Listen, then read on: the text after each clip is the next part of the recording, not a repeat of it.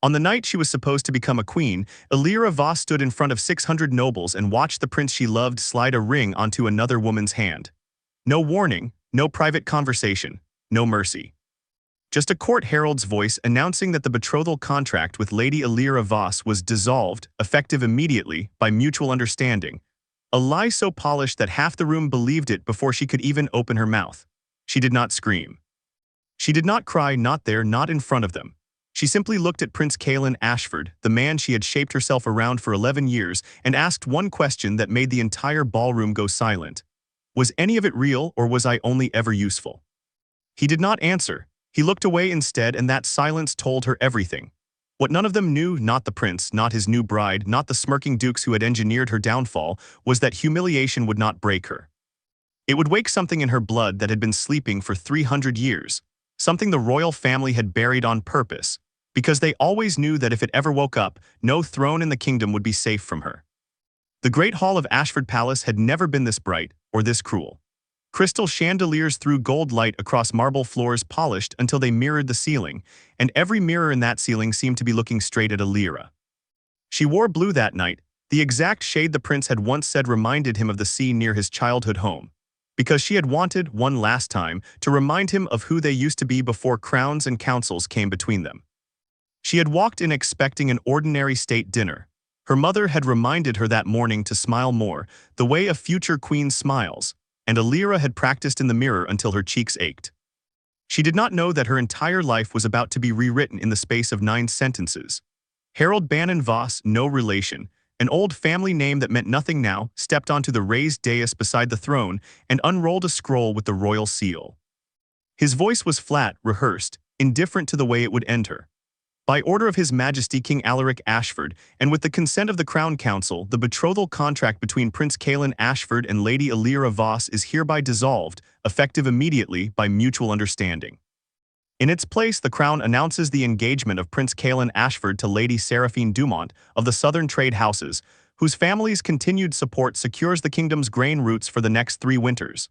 Grain routes. She had been traded for grain routes.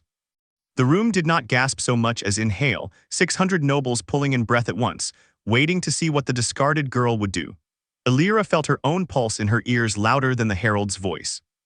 She looked for Kaelan and found him already looking at her, jaw tight, eyes wet at the corners but his spine straight. His hand already moving towards Seraphine Dumont's waist as if his body had rehearsed this too. Lady Seraphine was beautiful in the practiced way court women learn to be, golden hair pinned with southern pearls, a dress the exact crimson of the Dumont trading flag, and a small, satisfied curve at the corner of her mouth that she did not bother to hide from Elira. She had known for weeks, maybe months, while Elira wrote her love letters that went unanswered and blamed the delay on border unrest. Elira Voss had spent 11 years learning etiquette, 7 languages, the tax law of 4 provinces, and the correct way to address a foreign ambassador without insulting his gods. All so that she could stand beside Kaelan one day and be a queen worth the crown.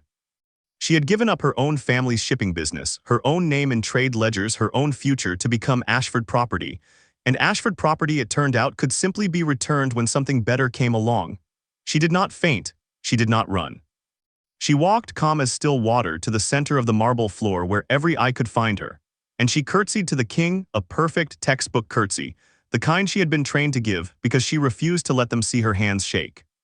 "Your Majesty," she said, her voice carrying farther than she expected in the frozen hall, "I wish the crown continued prosperity and Lady Dumont continued good fortune with the roots she has secured for it."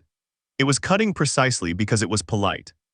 Several older nobles, the ones who remembered how she had negotiated the Varan trade dispute at 19, exchanged glances.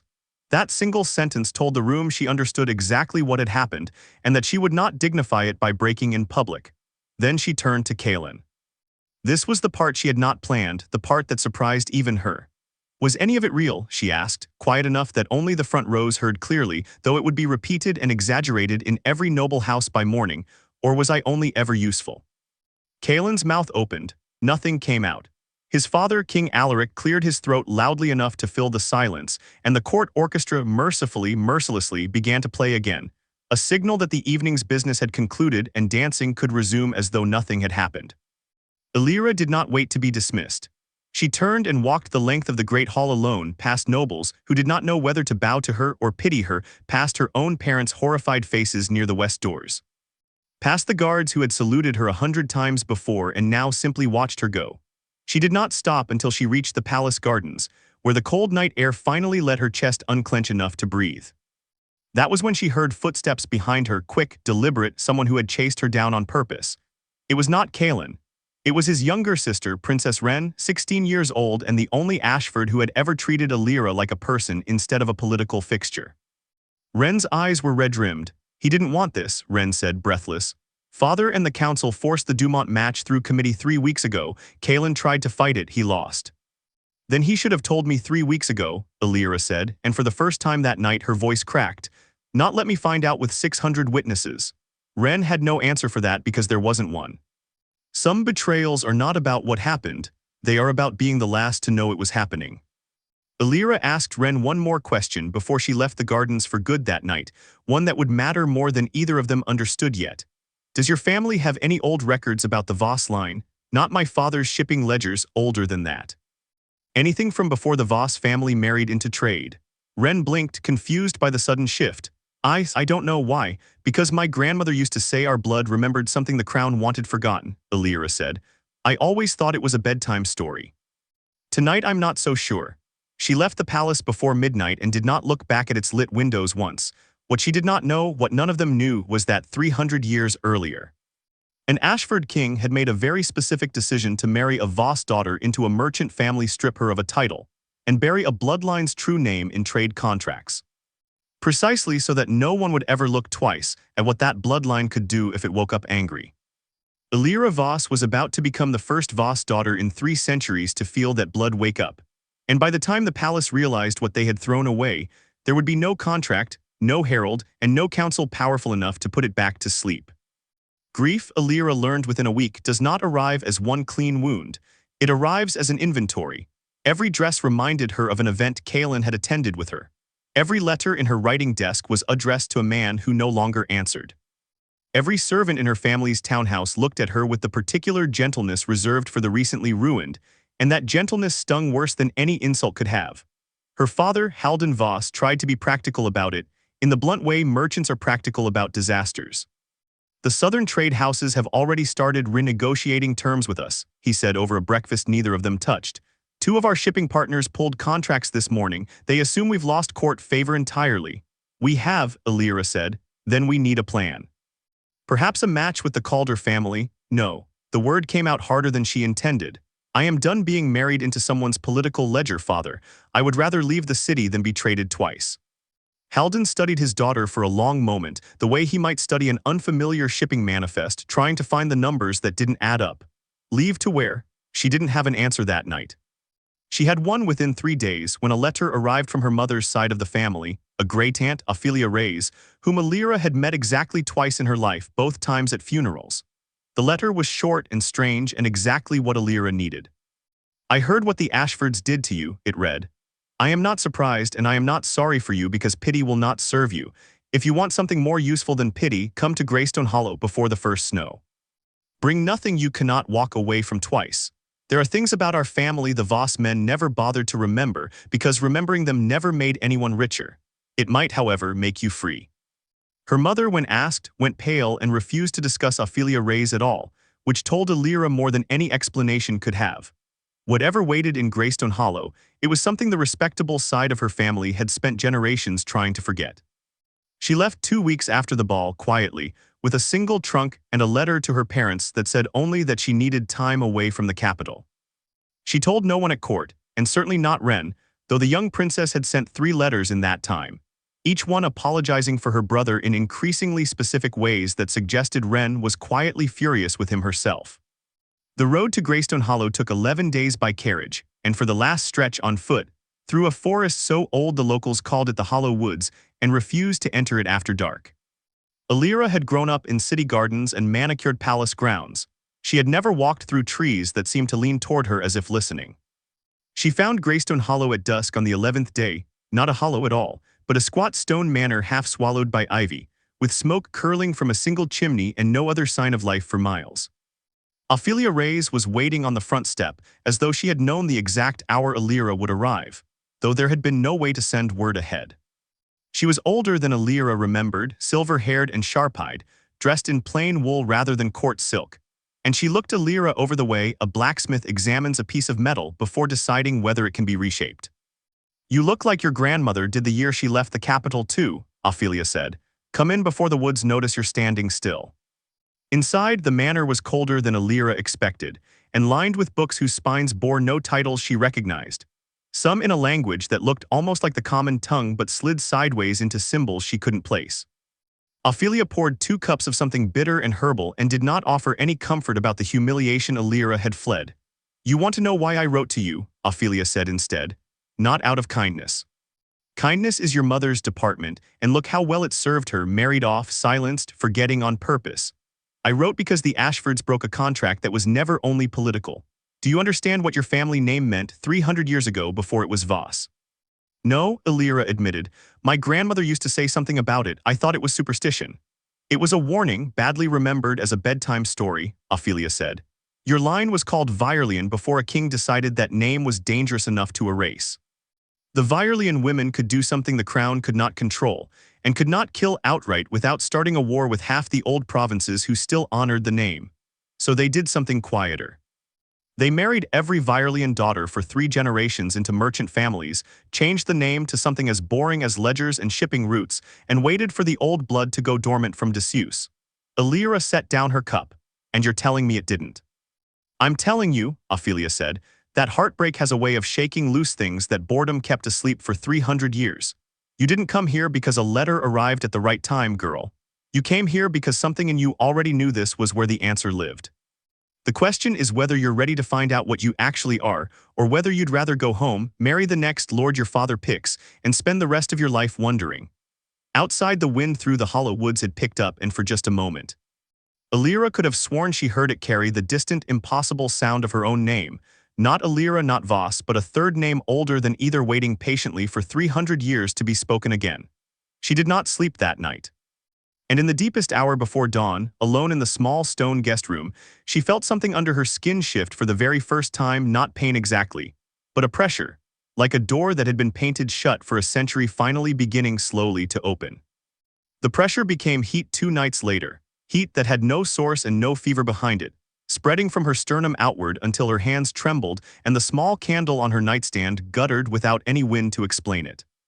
Elira woke gasping, certain the manor was on fire, only to find her room cold and untouched, except for the candle flame which had bent sideways toward her, as if reaching.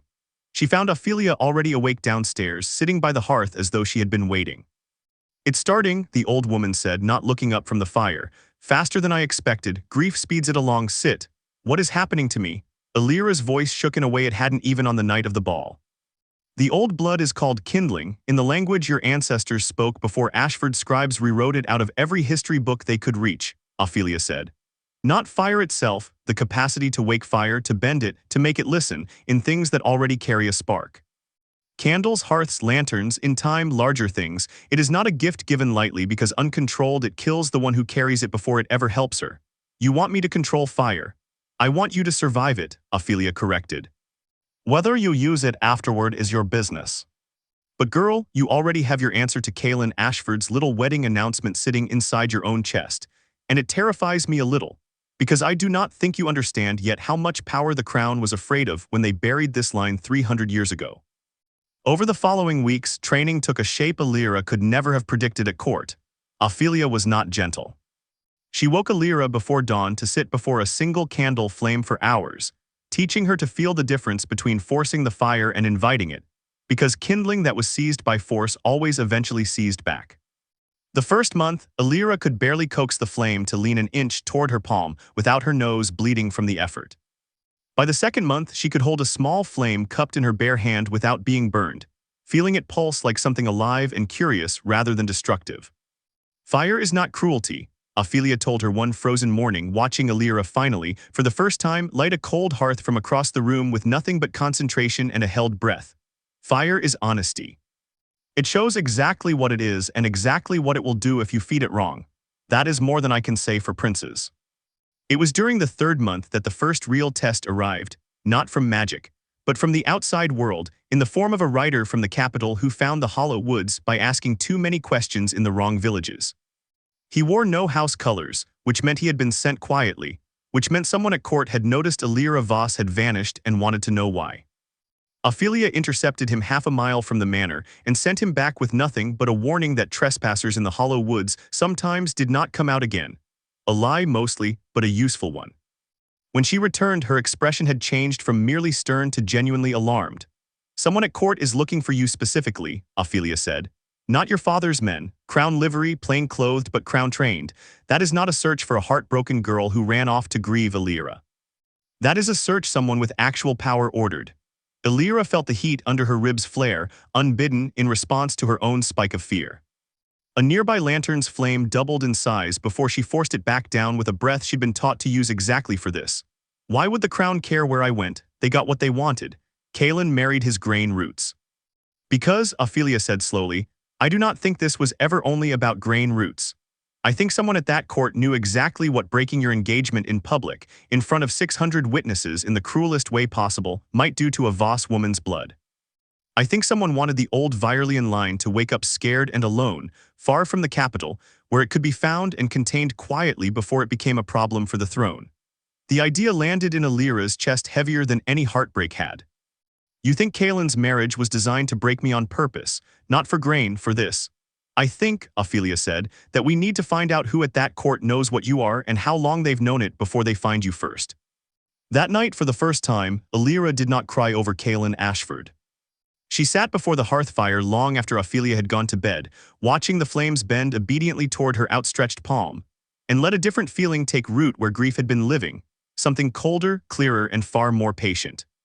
If someone at court had orchestrated her humiliation as a test, a trap, or a trigger, then the ball at Ashford Palace had not been the end of her story. It had been the first move in someone else's game. And she intended to learn every rule of it before she played her own.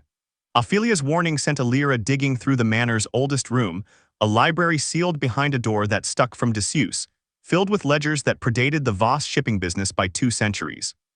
Dust rose in the lantern light like something disturbed from a long, careful sleep.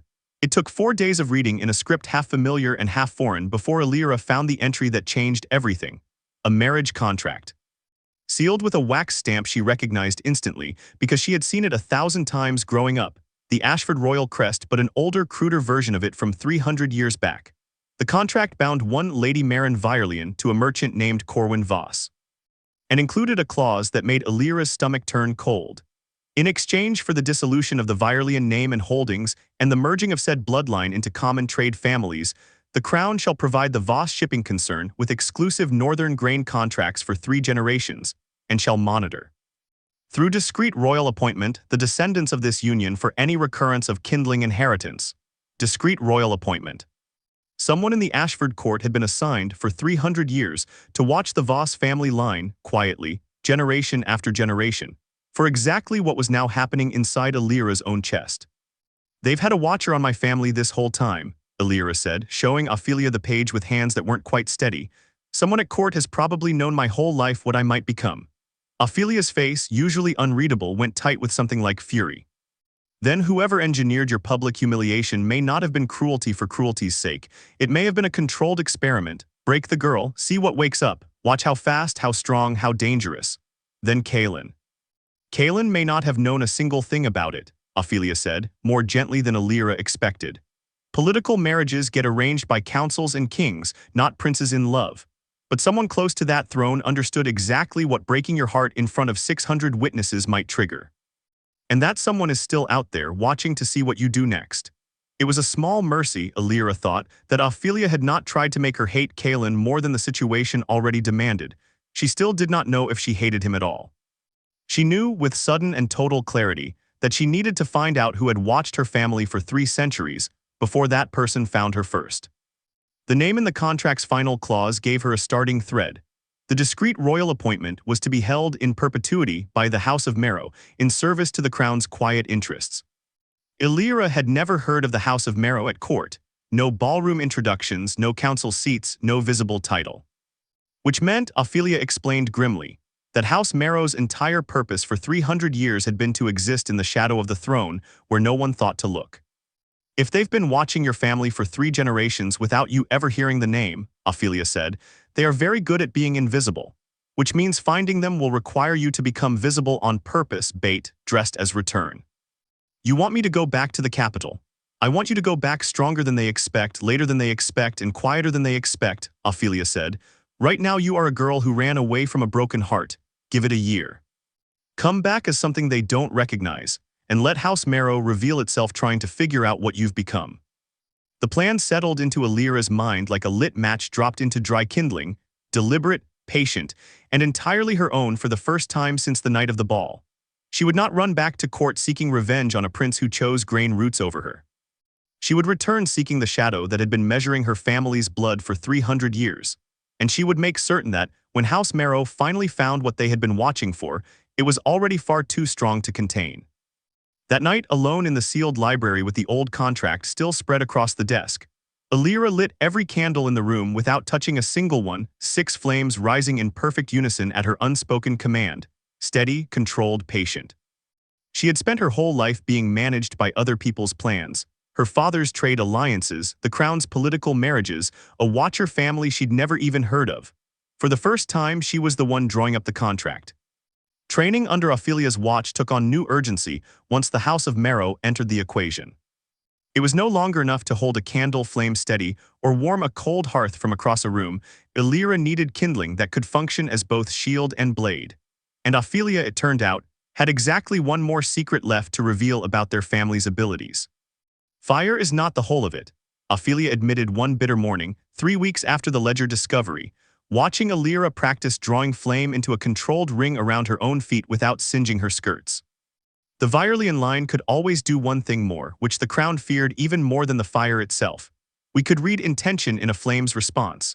Lie to a Virelian woman near an open fire and the flame flinches. It has saved more of our bloodline from poison and betrayal than any sword ever could.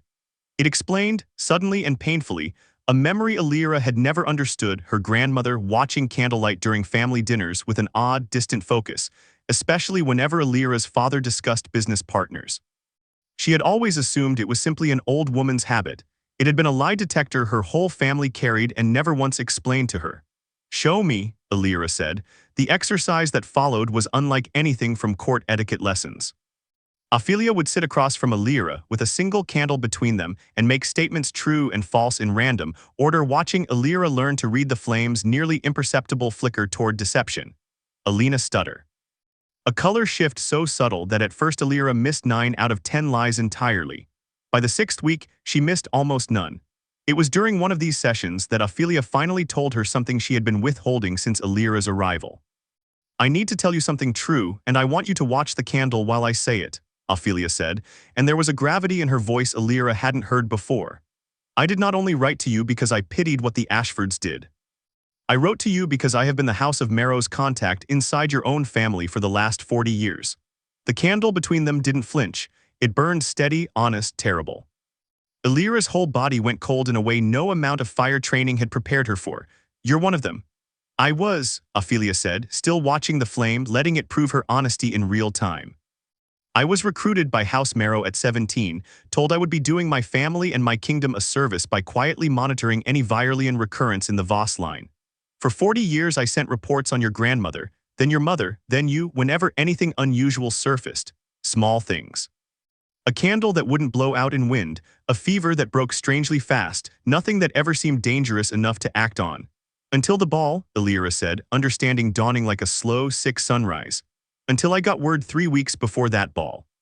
That the Crown Council intended to force through the Dumont marriage in the cruelest possible public fashion, specifically because someone above me, someone whose name I still do not know, wanted to test whether public heartbreak would trigger kindling in you faster than natural inheritance timing usually allows." Ophelia's voice cracked just slightly on the last words. "I sent one report warning them it was needlessly cruel and unnecessary. I was overruled. And when it happened exactly as they predicted, and you fled the capital exactly as they hoped, I made a choice I had never made in 40 years of service." "What choice?"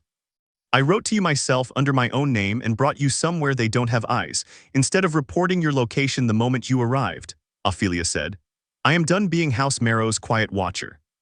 I want to help you become something they cannot contain, control, or predict, because what they did to you and to your grandmother before you and probably to some Virelian daughter before her was never protection. It was containment, dressed up as tradition. The candle between them still burned steady. Elira stared at it for a long, silent moment, testing the flame against every word Ophelia had just spoken, and found no flicker of deception anywhere in it. Why should I trust a woman who spied on my family for 40 years? Elira finally asked. You shouldn't, not blindly, Ophelia said. Trust the candle instead. It has never lied to a Virelian daughter in 300 years, and it isn't about to start with me. It was, Elira realized slowly, the strangest gift anyone had given her since the humiliation at Ashford Palace. Not comfort, not revenge, but a fire that could not be fooled, standing between her and every person who might ever try to manipulate her again. She had spent 11 years training to be a queen who served a crown that saw her only as a useful contract. She would spend whatever time it took now training to become something House Marrow's masters had never planned for, a Virelian daughter who knew exactly who was watching her and precisely how to make them regret it. Teach me everything, Elira said, not just enough to survive them. Enough to end whatever they've been doing to my family for 300 years.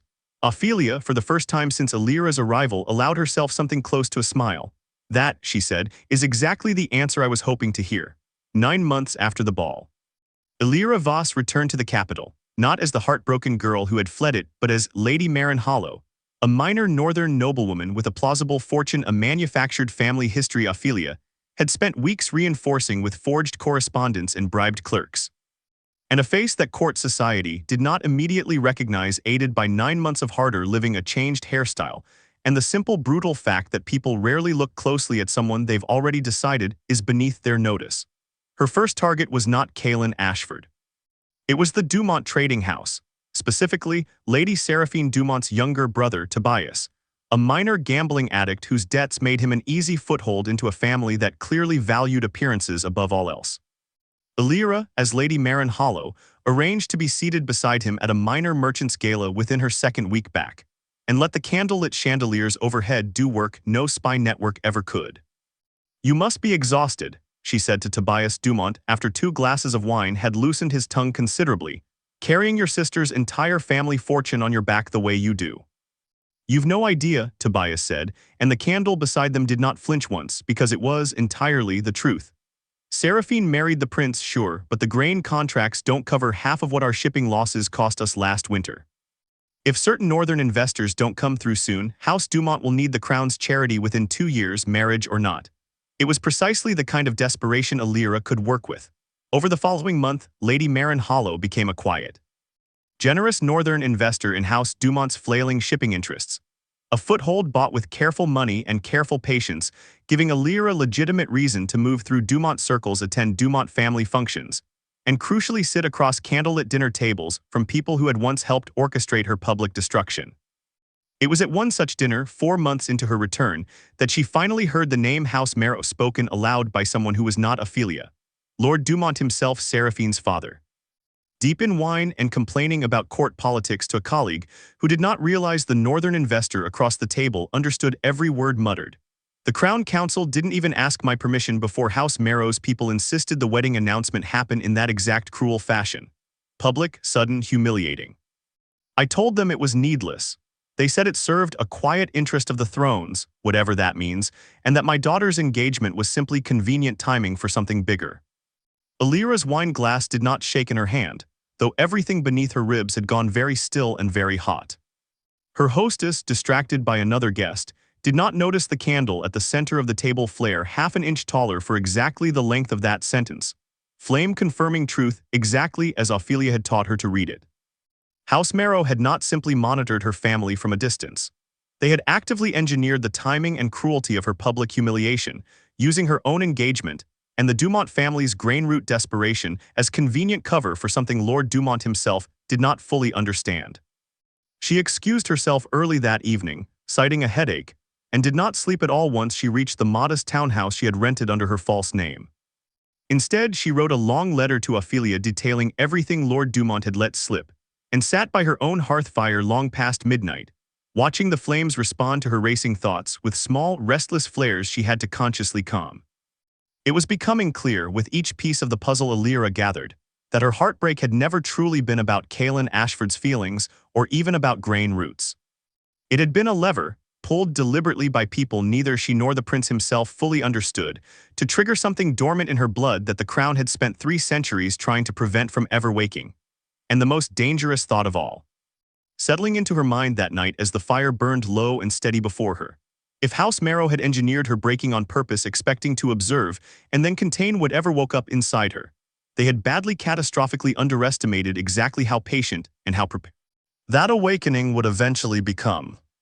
Somewhere in that quiet townhouse, watching her own hearth fire settle into embers, Lady Marin-Hollow Elira Voss, last daughter of a bloodline the crown had tried for 300 years to erase, began for the first time to draft an actual plan of revenge. Not a tantrum. Not a scene. A patient, methodical dismantling of every hand that had reached into her life and used her like a lever, starting with whoever inside House Marrow had given the final order. It happened at the worst possible moment, the way these things always do. 6 months into her return disguised, and careful Elira attended a charity function hosted by the crown itself.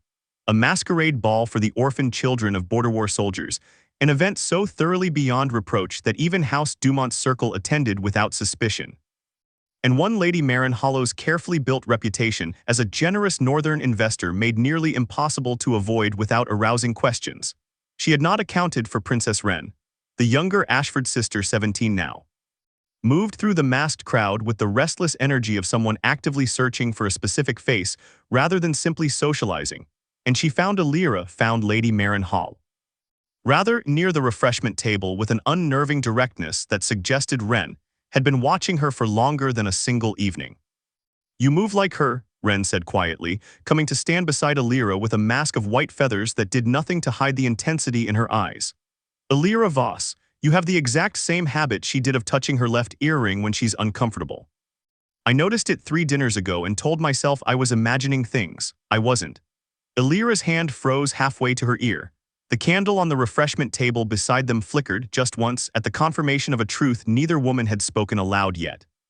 "I don't know what you mean, Your Highness," Elira said carefully, keeping her voice pitched slightly differently than her natural register, a habit Ophelia had drilled into her for months. "Please," Wren said, and there was no cruelty in it, only a raw, pleading urgency. "I have spent 9 months feeling sick about what my family did to you. My brother has not smiled once, genuinely, since that ball. Everyone assumes it's the pressure of the new marriage, but I know my brother, and I know grief when I see it wearing a crown. If you are who I think you are, I am not here to expose you.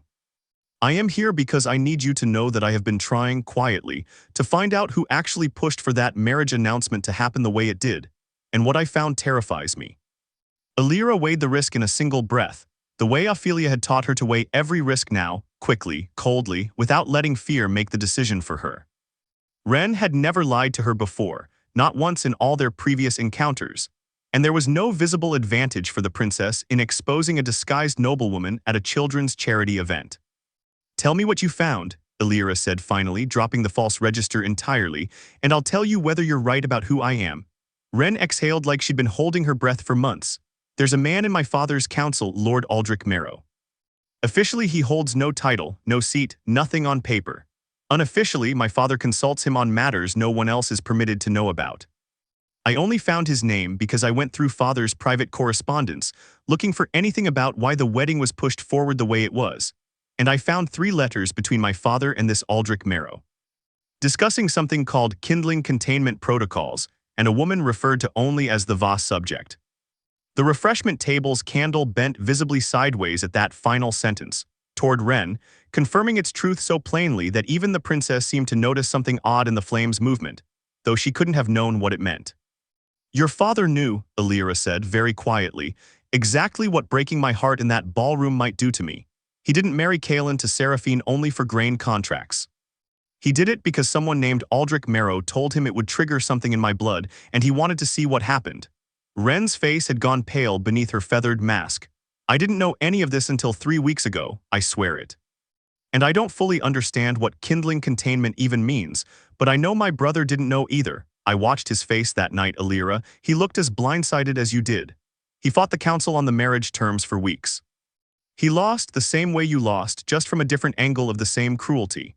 It should not have mattered, Elira thought, whether Kaelin had known or not.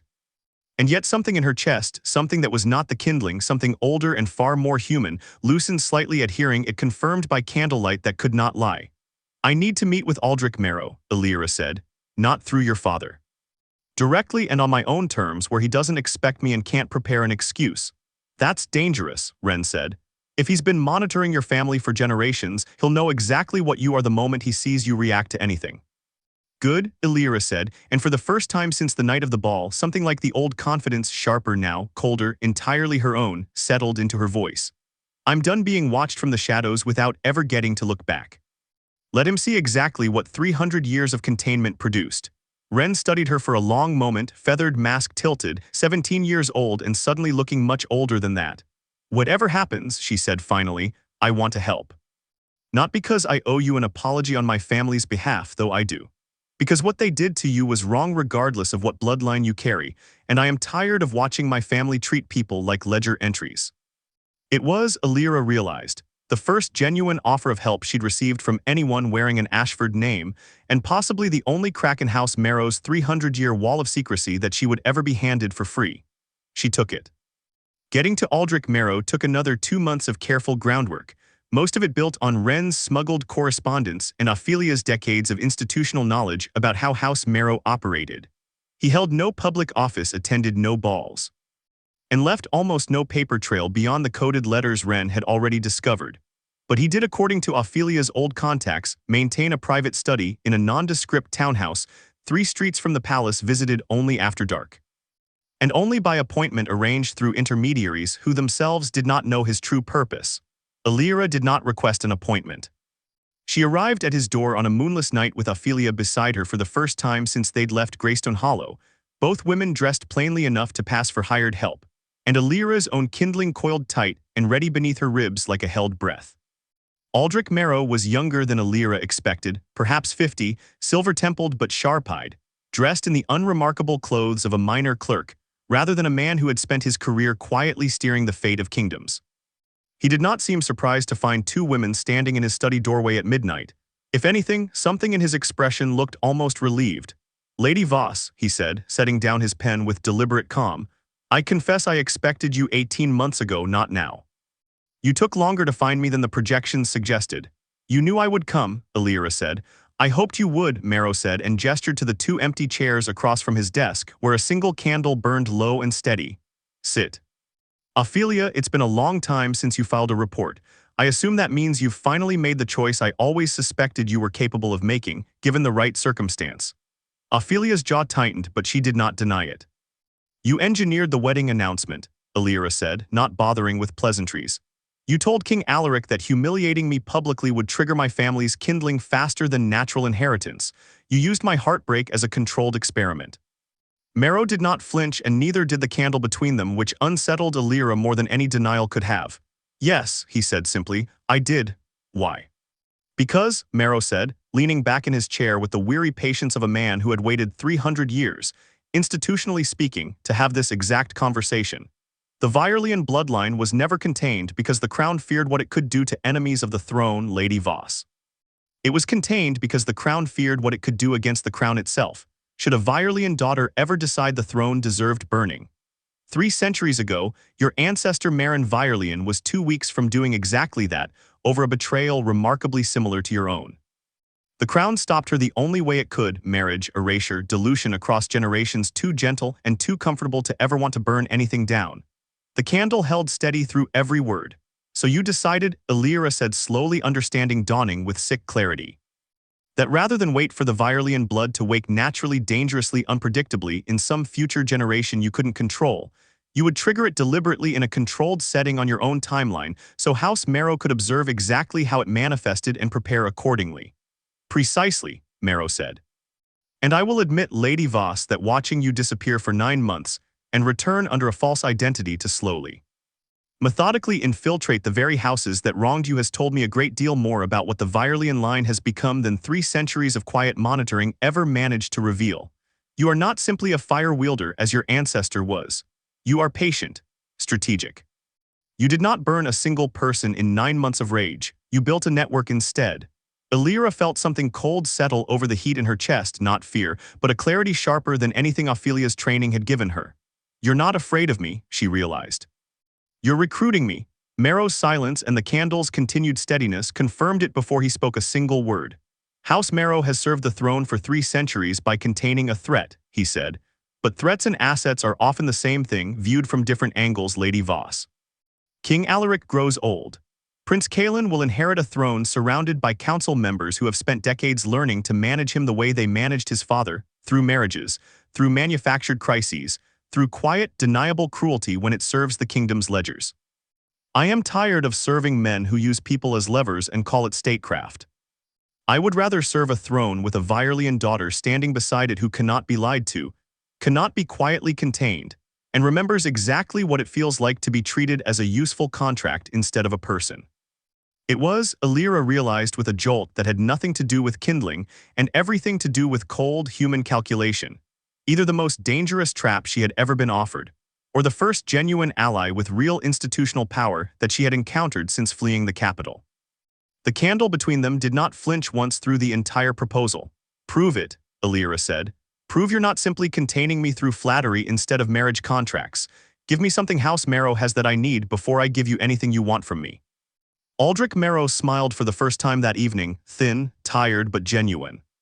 "The council meets in 11 days to finalize new grain tariff terms with House Dumont, terms that will quietly bankrupt 3 northern shipping families, including, incidentally, your father's remaining business partners, in order to further enrich the Dumont trade routes your prince's marriage secured.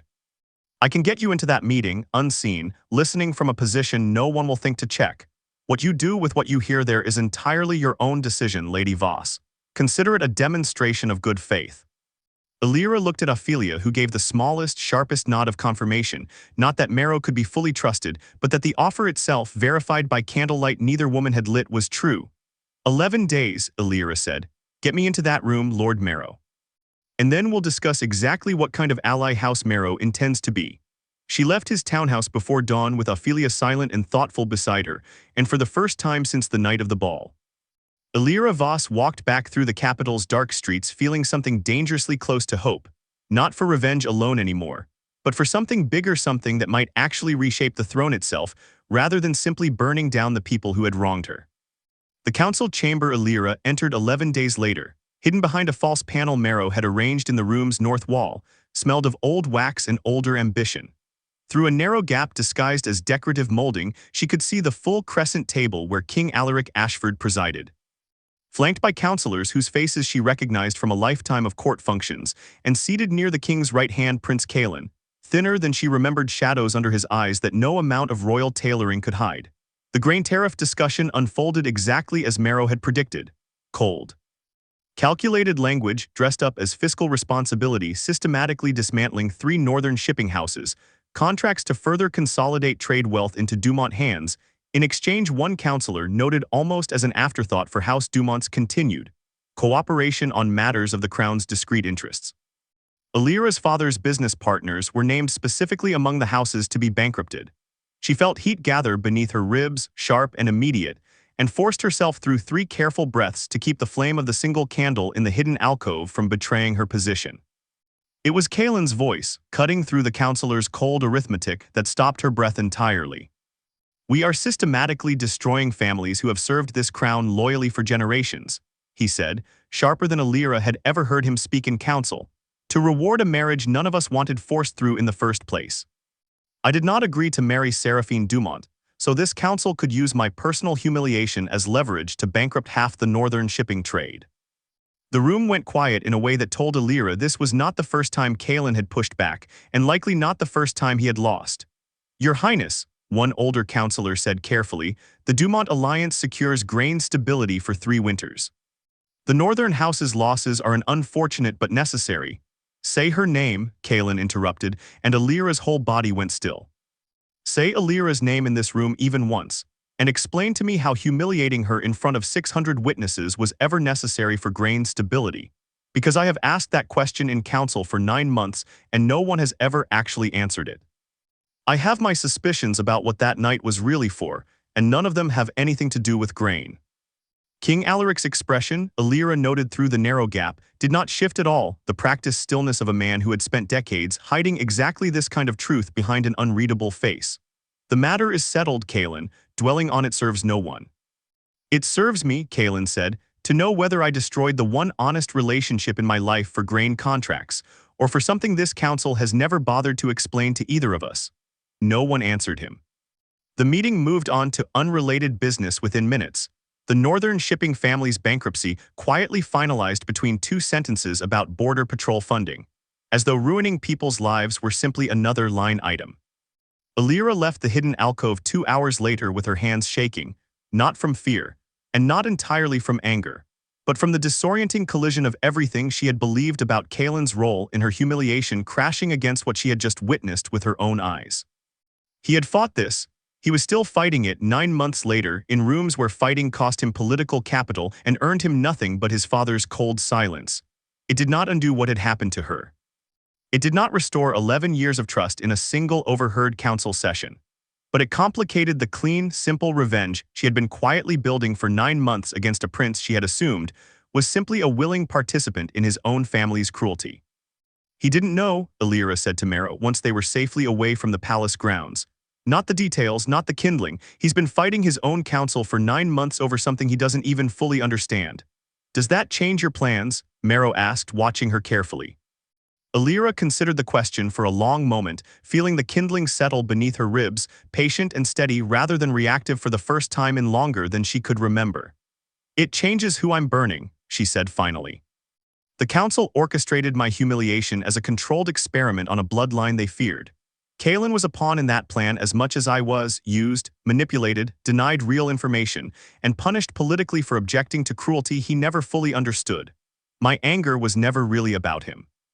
It was about people who saw both of us as levers to pull, and I let my grief aim itself at the wrong target for 9 months because it was easier than facing how much bigger this actually is.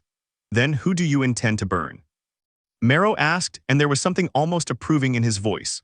The council that authorized the experiment, Elira said, the old king who let 300 years of fear override any decency toward his own son's happiness or mine. And whoever else in House Marrow decided a person's heartbreak was an acceptable price for their research. She met his eyes directly, unflinching, the candlelight beside them steady and honest. Including you, Lord Marrow, if it turns out your offer of alliance is simply a more elegant version of the same containment strategy. Marrow held her gaze for a long moment and did not look away. Then I suppose, he said quietly, I had better make certain it isn't. 2 days later word reached Elira through Wren's careful secret correspondence that King Alaric Ashford had suffered a sudden collapse during a private council session, alive but gravely weakened. The succession suddenly and unexpectedly accelerated toward a prince who was about to inherit a throne surrounded by counselors who had spent his entire life treating people as expendable pieces on a very old, very cruel board. Elira Voss, reading that letter by her own hearthfire, felt the kindling beneath her ribs rise like a long, slow exhale finally being released, because the confrontation she had spent a year preparing for was no longer something she could delay any further. It was time to walk back into Ashford Palace, not as Lady Marin Hollow and not as the heartbroken girl who had fled it a year ago, but as exactly what 300 years of fear and containment had finally, inevitably produced. Elira Voss returned to Ashford Palace under her own name for the first time in 14 months. On the morning the Crown Council convened to formalize Kaelin's regency over his ailing father. She did not request an audience. She did not wait for an appointment, an invitation, or House Marrow's careful arrangements. She walked through the palace's front gates in plain traveling clothes, Ophelia and Wren flanking her, and let the guards recognize her face for exactly as long as it took them to decide, wisely, not to stop her. The council chamber doors were not locked. Elira suspected, given everything she now understood about Aldrich Marrow's quiet reach within the palace, that they had been deliberately left that way. She walked into the middle of a tense debate about succession protocols, 6 counselors and Prince Kaelin himself turning as one toward the doors, and for a long, suspended moment, no one in that room said a single word. It was Kaelin who broke the silence first, rising from his chair so quickly it nearly toppled. Elira, sit down, Your Highness, Elira said, and her voice carried through the chamber with a calm level authority that made even the oldest counselors go still. This concerns you, but it isn't only about you anymore. She turned to the assembled council, the same men mostly who had sat in this room 14 months earlier, while King Alaric orchestrated her public humiliation as a controlled experiment on a bloodline they had spent 3 centuries trying to erase. "My name is Elira Voss," she said, "though 300 years ago, before this council's predecessors decided my family's blood was too dangerous to leave intact, it was Elira Voss. I know what was done to my ancestor. I know what was done to my grandmother, and to my mother, and to me, 14 months ago, in this very palace, when this council decided my heartbreak was an acceptable price to pay for learning what my blood could do." One counselor, older and visibly rattled, half rose from his seat. "This is absurd, whatever the girl believes she." The candles lining the council chamber's walls flared, all at once in perfect unison, tall and steady and utterly beyond natural explanation, and the counselor's protest died in his throat. "I would be very careful," Elira said quietly, "about calling anything I say absurd in a room full of open flame." She let the silence stretch long enough for every person in that chamber to understand, fully and finally, exactly what she was. "I am not here to burn this palace down," she continued, and something in her voice softened just slightly, though the candles remained unnaturally still and bright. "I spent a year wanting to. I built an entire identity, infiltrated the houses that wronged me, and gathered enough evidence of this council's cruelty to justify almost anything I might have chosen to do with it. But revenge that only burns is just another kind of containment. It keeps you exactly where the people who hurt you expected you to end up. I am not interested in becoming the monster 300 years of fear predicted I would be." She placed a single folded document on the council table, evidence, meticulously gathered over 14 months, of the grain tariff manipulations, the Dumont bankruptcy scheme, and the specific council votes authorizing her humiliation as a triggering event for kindling research. "I am here instead," Elira said, "to make certain this council never again treats a person's heart or a person's bloodline as an acceptable experiment. Every signature on this document will answer for what was done, not to me alone, but to 3 northern shipping families whose ruin was arranged in this exact room as collateral damage in your research. Lord Marrow has already begun the process of separating House Marrow's institutional knowledge from this council's authority entirely, quietly, but permanently. And Prince Kalen," she turned to him at last, and something in her chest, older than the kindling, ached at the raw hope in his expression, "will inherit a throne where cruelty is no longer disguised as necessity, because I intend to make certain of it personally." "Elira," Kalen said again, quieter this time, stepping around the table toward her despite the counselor's visible alarm. "I never stopped fighting them, I need you to know that. I didn't know what you were or what they'd done, not until months after you were already gone, and by then I didn't know how to find you or whether you'd ever want to be found." "I know," Elira said and meant it, the candlelight around them steady and honest. "I heard you in this very room, 11 days before your father's collapse, asking why my humiliation was ever necessary. I believe you didn't know the details. I don't believe that erases what happened, or means we simply return to where we left off, as though 14 months and 3 centuries of buried cruelty never occurred. Then what do you want?" Kalen asked, and it was, Elira realized, the first honest question he had ever asked her without a council, a contract, or a kingdom's expectations standing between them. "I want a kingdom where a person's worth isn't measured in grain contracts," Elira said. "I want a council that answers for cruelty instead of calling it statecraft. I want the Virelian name restored, publicly, not as a threat contained, but as a family this crown owes an apology 3 centuries overdue. And I want to decide, on my own timeline without any council's engineering, whether there is anything left between us worth rebuilding." She looked around the chamber one final time at the rattled counselors who had authorized her suffering as research. At Kalen standing raw and hopeful in front of the throne, he was about to inherit at Ophelia, and Ren flanking her with quiet, fierce loyalty. And at the candles still burning steady and bright, along every wall honest witnesses to everything that had finally, after 300 years, been spoken aloud in that room. The Virelian line was buried because a king once feared what a woman's broken heart might set on fire, Elira said, her voice carrying clear and unshaken to every corner of the chamber. "Let this council remember, going forward, that fire only destroys everything in its path when no one ever bothers to teach it patience.